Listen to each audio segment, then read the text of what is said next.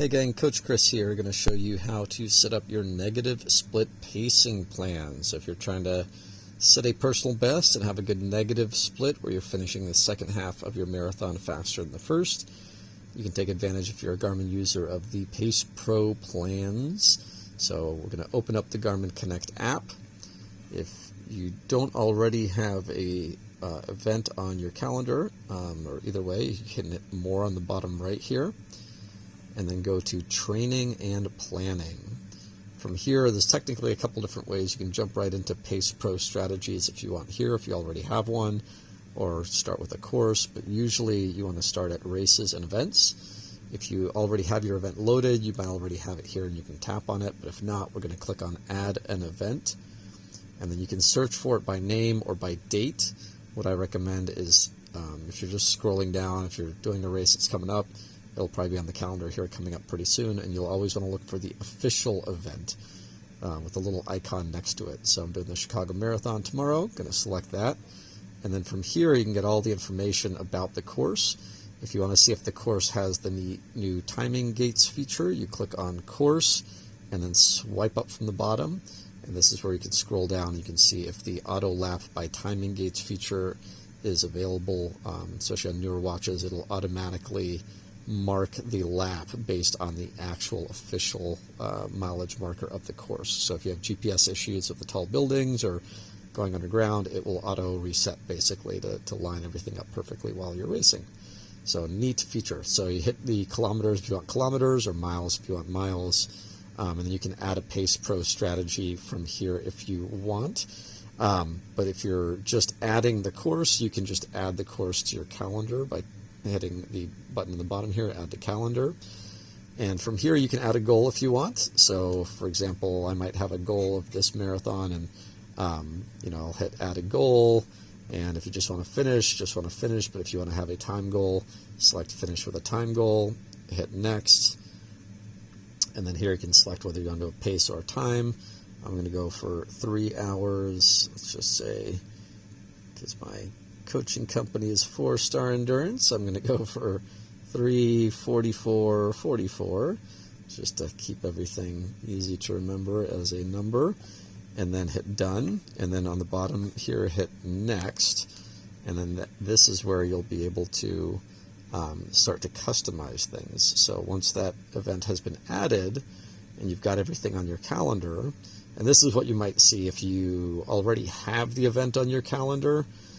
For example, if I go all the way back to the main menu, right, you hit the menu, the More button on the bottom here of the screen, and then after the menu comes up, you're going to go to Training and Planning, and then you might go to Races and Events, and you might see your event here. So again, you select it. Now there's 3 little options here in the middle: the Overview, the Training, and the Strategy page. On the Overview, you can scroll down, see the course, you can see if that timing gates feature is enabled. But if you want to see your PacePro strategy, when you're on that page, you want to go to either Training to see if it's in your training plan and you have a goal for it, or for the PacePro plan, hit Strategy. And here is where you can add that PacePro strategy to the goal event on your calendar. Now it'll give you a little overview of what that means, but on this page, this is where what you want to be looking for is basically scrolling down to the bottom, and this is where you can decide if you want a positive or negative split. What I recommend is usually about a 1-minute negative split.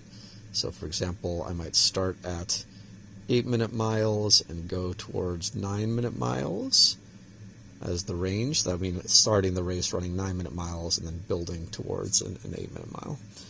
So if that's my pacing, my negative split pacing strategy, I can also tailor it a little bit based on the course by selecting the uphill effort. I like to go easier on the hills, so I'm selecting easier for the hills, and then you can see every mile split based on the terrain, based on the hills. Garmin will calculate everything so that you can hit that perfect negative split.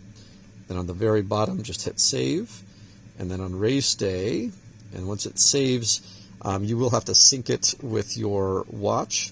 So hopefully if you have it saved on the phone app, you got Bluetooth turned on, you got it connected to your watch.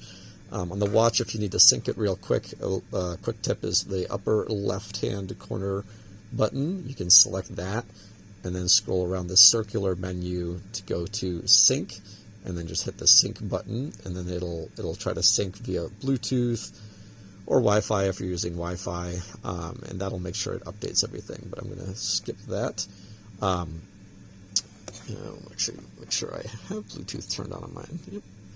So what you'll do on the watch then is when you're going into the like race morning, you hit the upper right button, go into activities, select run, and then scroll down under training, and then keep scrolling down. This is where you'll find that PacePro plans. You select it by hitting the upper right hand button. You've got your PacePro plan there. Hit select, and then you can scroll down to see what the pacing strategy is that you have set for yourself, and then you can go down, see all the splits and what you're going to try to hold for different mileage points, and then hit the upper right hand corner and then hit use plan.